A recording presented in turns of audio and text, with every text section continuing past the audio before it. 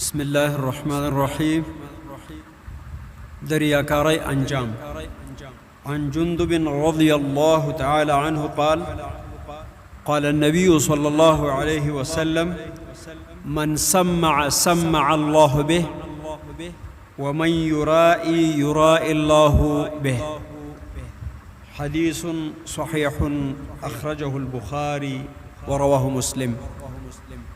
د جندب رضی الله تعالی عنہ څخه روایت ده د فرمایي چې نبی کریم صلی الله علیه وسلم فرمایلی دي: من سمع الله به، چا چې د نامه د پاره یو کار وکړ چې اسم او شهرت د خپور شي، عبادت وکړه د شهرت د پاره، نو الله عز وجل به د بد شهرت نشر کی او دته به سزا ورکي د دغه بد شهرت. ومن يرائي الله به، او هغه څوک چې د ځان ښوونې دپاره یو کار وکړي، الله عز وجل به دا انسان ته سزا ورکي او د ده بد لید به خلکو ته څرګند کړي. د دې مبارک حدیث مطلب او مقصد دا دی چې د مؤمن عبادات به د ریاکارۍ او ځان ښودنې او د نامه په اساس باندې نه وي چې زه پلانې عبادت کوم چې په خلکو کې شهرت ومومم. نه، هغه عبادت چې الله په جنتونه ورکوي دا به د ریاکارۍ نه خالی وي، په دې کې به نوم مطرح نه وي او په دې کې به ریاکاري مطلوب نه وي.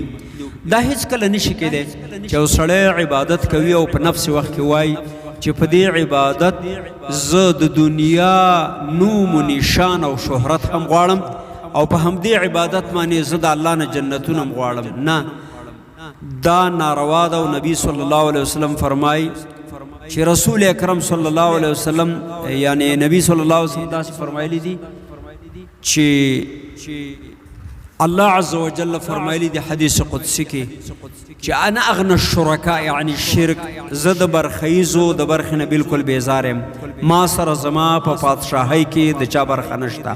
هر هغه څوک چې هغه زما بندگی کوي او په هغې کې د ما سره نور څوک شریکوي، زه به دی او د شراکت پرېږدم، دته به هیڅ عوض د صالح عمل ورنکمه. حدیث واضحه په دې باندې دلالت کوي چې شان د مسلمان بدای چې که خیرات او صدقات ورکوي او که دا حج او عمره کوي، که دی قرائت او تلاوت کوي، که دی تهجد کوي، نوم و نشان به مطلب نوي. ګمنام مسلمان الله عز وجل ته محترم دی چې مخلص وي د هغه مسلمان نه چې هغه د نامه دپاره کارونه کوي. همدارنګې ریاکاري د شرک دویم نوم دی، شرک اصغر دی. په ریاکارۍ باندې رب العالمین جنتونه او عوضونه د جنت نه ورکوي. او د منافقانو د حال په بیانولو کې الله عز وجل فرمایي: یراؤون الناس، خلکو ته ځان ښیي. منافقان د الله بندگی په حقیقت کې نه کوي، د خلکو د تیرباسنې دپاره کته کېږي، پورته کېږي، خلکو ته ځان ښیي. ولا یذکرون الله الا قلیلا، او په دغه عباداتو کې الله عز وجل د سره یادوي یا ډېر کمه. نو شهرت حاصلول او د هغې دپاره هڅه کول چې عبادت د هغې نرخ وګرځېږي او قیمت وګرځېږي، دا خبره غلطه ده. دا شان د مسلمان نه دی. مسلمانه، ما او تا ته د اخلاص امر دی چې په ټولو عباداتو کې یوازې الله مقصود و مطلوب وګڼه او یوازې تابعداري د محمد مصطفی صلی الله علیه وسلم په نظر کې ونیسه. بیا به د دغه عمل یو په 10، یو په 900، یو په لا یتناهي ثوابونو باندې قبلیږي.